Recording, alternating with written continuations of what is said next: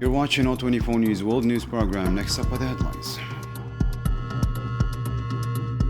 Tehran says it hit American and Zionist targets. Washington is open to talks this week, suggesting its operations might end soon. And Trump is hinting the US might leave NATO.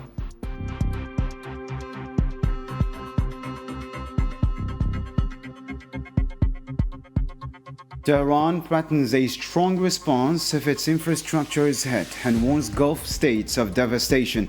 The Houthis joins the fight against Zionist targets, and Iran strikes ports, airports, and factories across the Gulf.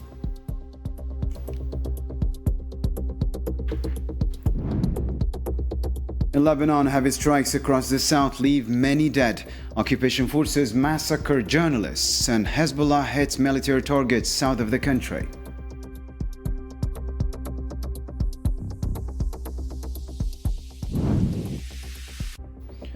Algeria offers to help strengthen African digital sovereignty and calls for a unified African structure. Meanwhile, Algeria and Côte d'Ivoire sign a strategic cooperation deal. The details are straight ahead.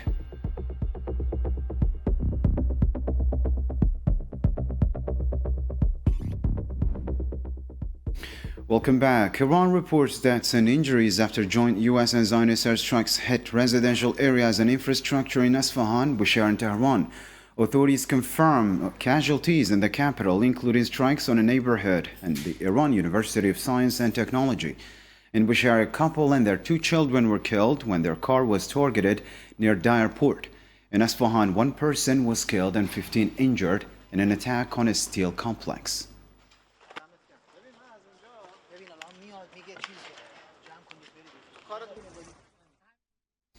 Iranian media report memorial service held Friday for Rahnam Rezai, head of naval intelligence in the Revolutionary Guard. The ceremony was attended by senior military leaders and prominent IRGC figures.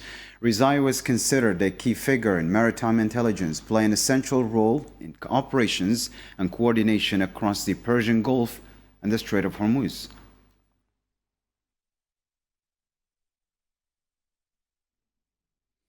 The Iranian army says it struck strategic targets across the region with drones and missiles. Iranian forces targeted the Electronic Warfare Center and an Alta radar in Haifa, fuel depots in Lot Airport, and military sites in the UAE. According to officials, Tehran describes the attacks as precise strikes in the latest phase of Operation True Promise 4.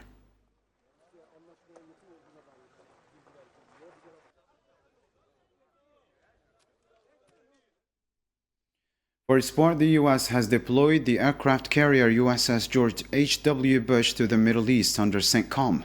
CBS News reports the carrier left Norfolk, Virginia last Wednesday and completed recent exercises, confirming its readiness for major combat amid tensions with Iran.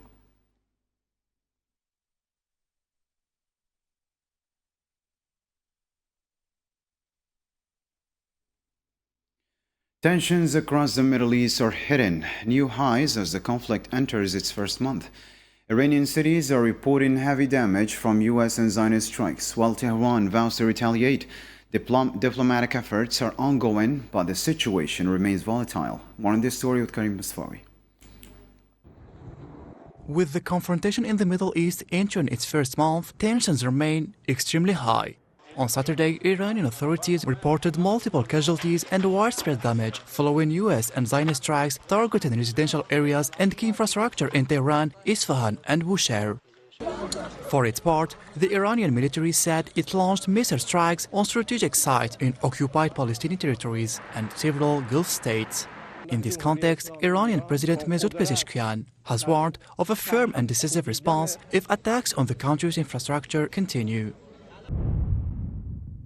We have said many times that Iran does not carry out preemptive attacks, but will retaliate strongly if our infrastructure or economic centers are targeted. To the countries of the region, if you want development and security, don't let our enemies run the war from your lands.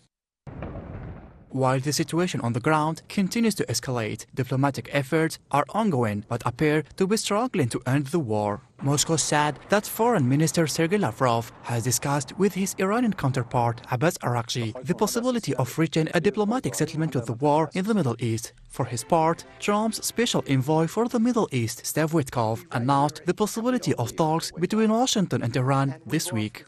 We think there will be meetings this week. We're certainly hopeful for it. Ships are passing. That's a very, very good sign. And I think the president wants a peace deal. But he also believes in and I believe in it too, peace through strength. Without pressure, you never get anybody to the table. With U.S. Secretary of State Marco Rubio suggesting the military operation in Iran could end within weeks, the world is watching with concern the development of a conflict that could reshape the future of the Middle East region.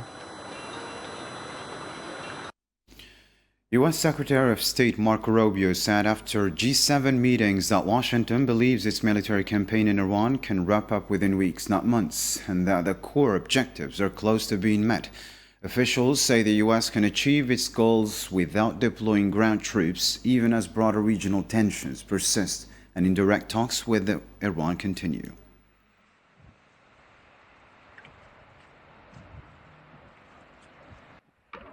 We are on or ahead of schedule in that operation and expect to conclude it at the appropriate time here in a matter of weeks, not months, and the progress is going very well.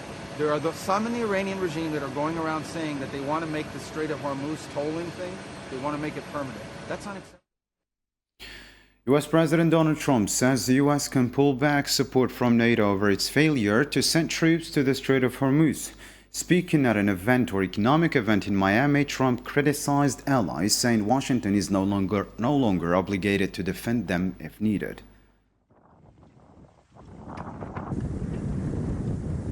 But I think a tremendous mistake was when NATO just wasn't there. They just weren't there. It's going to make a lot of money for the United States because we spend hundreds of billions of dollars a year on NATO, hundreds of protecting them. And we would have always been there for them. But now, based on their actions, I guess we don't have to be, do we? Mr. President, that sounds like a breaking story, yes, sir. Is that breaking news? I think we just have breaking news. But that's the fact. I've been saying that. Why would we be there for them if they're not there for us? They weren't there for us. The Houthis say they've carried out their first attack on occupied Palestinian territories. Spokesman Yahya announced the strike Saturday, adding that the group fired ballistic missiles targeting the south. He says it's in support of Iran and Hezbollah in Lebanon, and that operations will continue until the war on Iran stops. The Yemeni Houthi armed forces, with God's help and reliance upon him, have carried out their first military operation. Our operations, with God's help, will continue until the declared objectives are achieved, as stated in the previous statement of the Yemeni armed forces, and until the aggression against all resistance front ceases. 15 American soldiers were wounded, 5 critically, in an Iranian strike on Prince Sultan Air Base in Saudi Arabia, according to U.S. officials. The attack involved ballistic missiles and drones and also damaged U.S. aircraft stationed at the base. The American Central Command says the total number of American service members wounded since the start of the war with Iran has now topped 300, with most returning to duty. At least 13 U.S. troops have been killed in the conflict to date.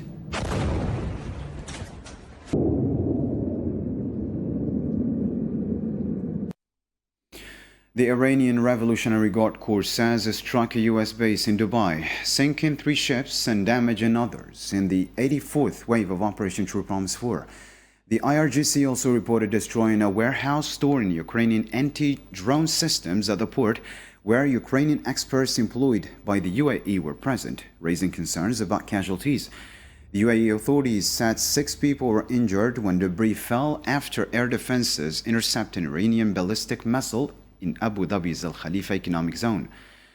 Global Aluminum confirmed fires at its Tawila refinery caused by missile intercepts are now under control, with cooling operations ongoing.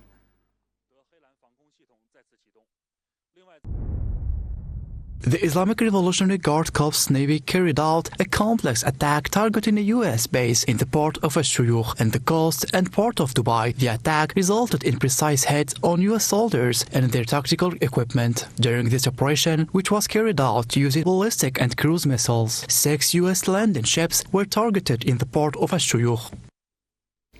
Elsewhere in the Middle East, authorities in Oman said a worker was injured in a drone attack on a port of Salalah, causing limited damage. Iran's Khatam al-Anbiya spokesman confirmed the U.S. naval support vessel was also targeted near Salalah, while stressing respect for Oman's sovereignty. Meanwhile, global shipping giant Maersk has suspended operations at Salalah for 48 hours after a crane was damaged and the port was evacuated.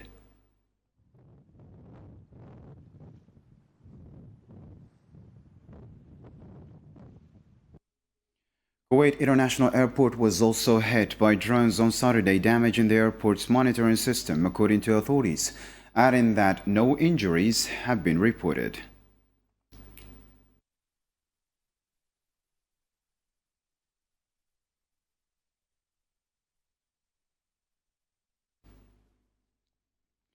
Iraq reports a drone crash in Majnoon oil field in Basra, causing no explosion, damage, or injuries.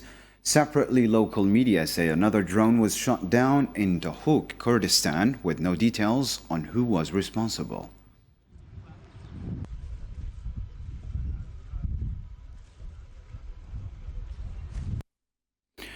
The UN warns of a global food crisis if the Strait of Hormuz stays closed, disrupting fertilizers and essential supplies. UN spokesperson Stefan Dujarric says an international task force is being set up to ensure safe passage and limit humanitarian and economic fallout from the war. We have an update on the SG's efforts around the Strait of Hormuz, and I can tell you that as the conflict in the Middle East unfolds and threatens to intensify, disruptions in the maritime trade through the Strait of Hormuz risks creating a ripple effect impacting humanitarian needs and agricultural production in the coming months. While the Secretary General is committed to making every effort to achieve a comprehensive and durable settlement of the conflict, immediate action is essential to mitigate these consequences. Israeli occupation airstrikes in southern Lebanon have killed and wounded dozens, including paramedics, civilians, and Syrians, authorities report. 5 Syrians were killed in Haniya, while repeated strikes on Deir el-Zahrani claimed 5 lives. Paramedics were targeted in Kfar Tabnit and Zawtar al-Sharqiyya, leaving 5 dead more. 3 civilians, including a woman, were killed in a car strike on Kafr Huna Jazin Road. Press crews were also hit. Al-Mayadeen correspondent Fatima Al-Fatouni and her cameraman, along with Al-Manar's correspondent Ali Shuaib and his cameraman, were killed when their vehicle was attacked. Additionally, the Lebanese army reports 1 soldier killed in Deir Zahrani, raising the military death toll since March 2nd to 5.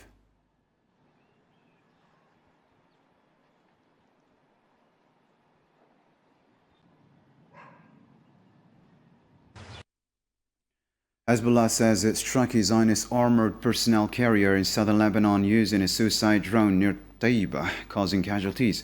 The group also launched rockets toward Kiryat Shamuna in northern occupied Palestine.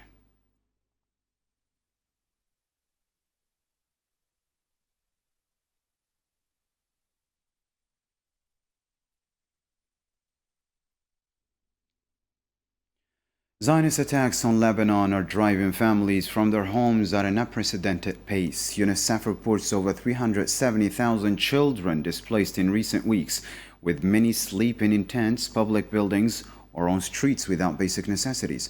Nabil Khazini reports. Southern Lebanon is facing a growing humanitarian crisis. Schools here have become something they were never meant to be: shelters. Zionist airstrikes and ground incursions have destroyed homes, roads, and basic infrastructure, and it is for the civilians to pay the price.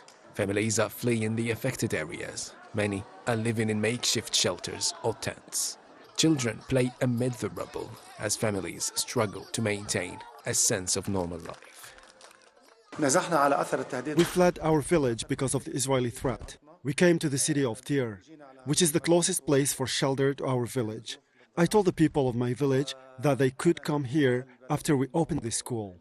I informed them through a WhatsApp group for the municipality, and 55 families from Majdal Zun came to the school. We welcomed them and secured as much as possible mattresses, towels, and food from the first day of our displacement. The United Nations reports that the occupation forces have carried out airstrikes and ordered evacuations across much of southern Lebanon. In just weeks, tens of thousands have fled their homes under urgent evacuation orders. UNICEF says more than 370,000 children have been displaced, nearly 19,000 every day, as families seek safety from bombardment and evacuation calls. At least 121 children have been killed and many more injured.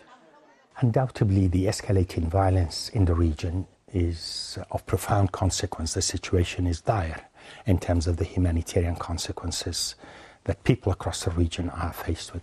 Look at Lebanon. We nearly have 1 million people who are internally displaced. In southern Lebanon, villages remain damaged. Families face uncertainty as the conflict continues. The crisis is deepening, with no end in sight. According to Wafa reports, Zionist raids in the occupied West Bank have killed 3 Palestinian youths. A child was shot in a refugee camp in Beit Lahm, while 2 others died from wounds sustained in a raid on Al-Qalandiya camp north of Al-Quds.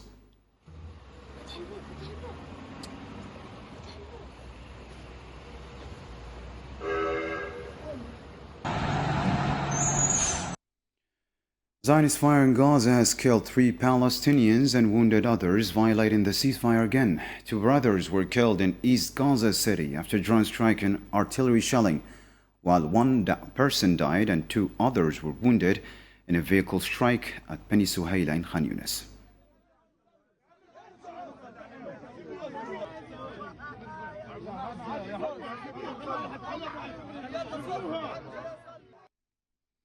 Moving on to another matter, Algerian President Abdelmadjid Tebboune says Algeria is ready to lead efforts to promote African digital sovereignty.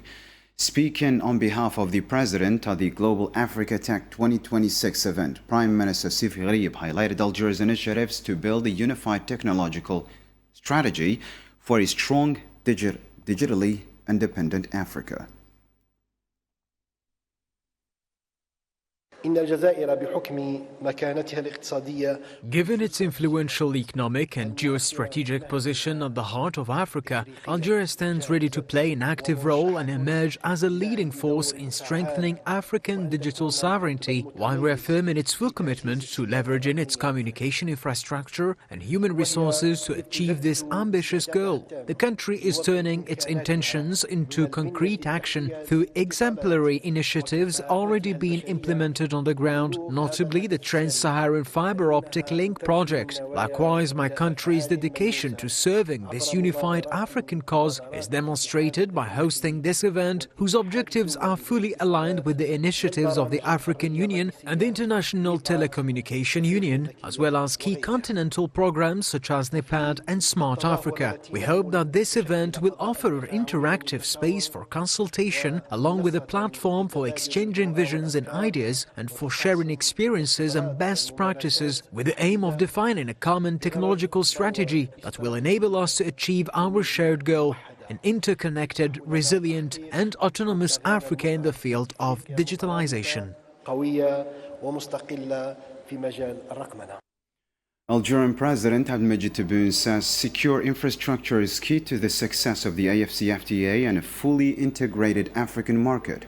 Speaking at Africa's largest technology forum on digital sovereignty, Prime Minister Sif Gharieb stressed on President Tebboune's call to unify Africa's land, sea and communications network under a sovereign infrastructure. ومن ناحية اقتصادية ملموسة في قارتنا.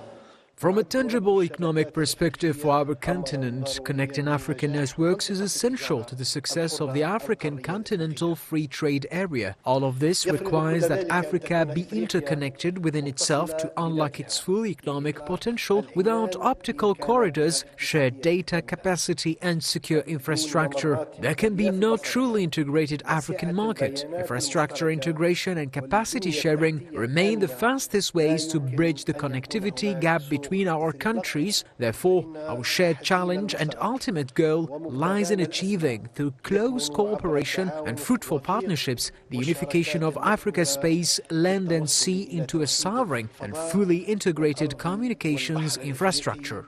في بنية اتصالات سيادية ومتكاملة. The African Union Commission Vice President Salma Malika Haddadi praised Algeria for hosting the first Global Africa Technology Summit, calling it a forward-looking step for the continent's digital agenda. At the opening of Global Africa Tech 2026, she emphasized that integrating industrial, digital, and transport corridors is crucial for a connected, competitive Africa in the global digital economy. But today, Africa awakens.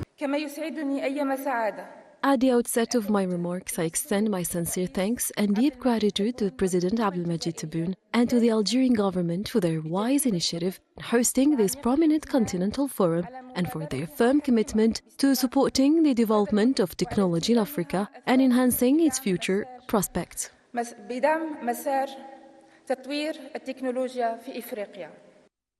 The UN Special Envoy for Digital Technologies is praising Algeria's push to go digital. Amandeep Singh Gill says the country's 2030 strategy, which includes more than 500 digital projects, is setting a strong pace. Algeria is not simply hosting a conversation about digital transformation, Algeria is living it. With the Digital Algeria 2030 strategy, more than 500 digital projects underway, the establishment of a National AI Council, and the adoption of a National AI Strategy, this country is demonstrating that Africa does not intend to wait for permission to shape its own digital future. Brothers from the north, is that Africa is on the table. Africa is not looking for pity. Africa is looking for strong partnership because we are on the table. I wish to begin by conveying warm greetings and the best wishes of His Excellency Dr. William Samoei Ruto, President of the Republic of Kenya, to His Excellency President Abdi Majid, and the great people of the People's Republic of Algeria for allowing us to be here under the invitation these 3 days. Algeria and Cote d'Ivoire signed a cooperation agreement on hydrocarbons and mining to strengthen strategic bilateral ties. Signed by Algeria's Minister of Hydrocarbons and Mines, Mohamed Arqab, and Cote d'Ivoire's Minister Mamadou Sangafoua Coulibaly, the deal sets a legal and institutional framework for joint investment. It covers natural gas projects, including LNG, hydrocarbon transport and storage, refining, and petrochemical expertise and petroleum product marketing.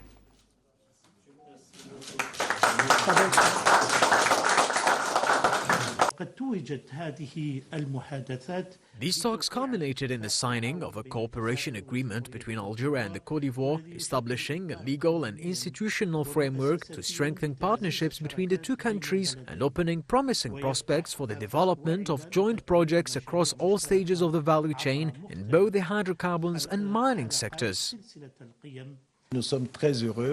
We are very pleased to be here to sign this cooperation agreement in the oil and energy sectors. This agreement is the result of the excellent relations between our two countries, and His Excellency the President of the Republic has instructed us to further promote this cooperation, particularly in the fields of studies and the mining sector. It covers the entire value chain within the mining industry.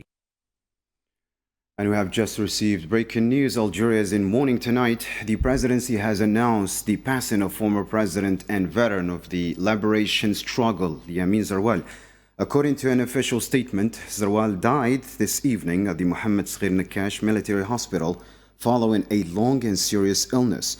A respected figure in Algeria's modern history, he served as president during a critical period in the 1990s and remained a symbol of national duty and integrity.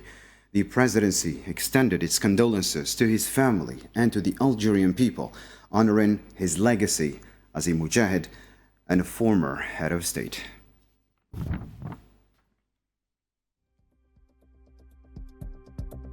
That wraps up our news program for tonight. Thank you for watching. See you next time.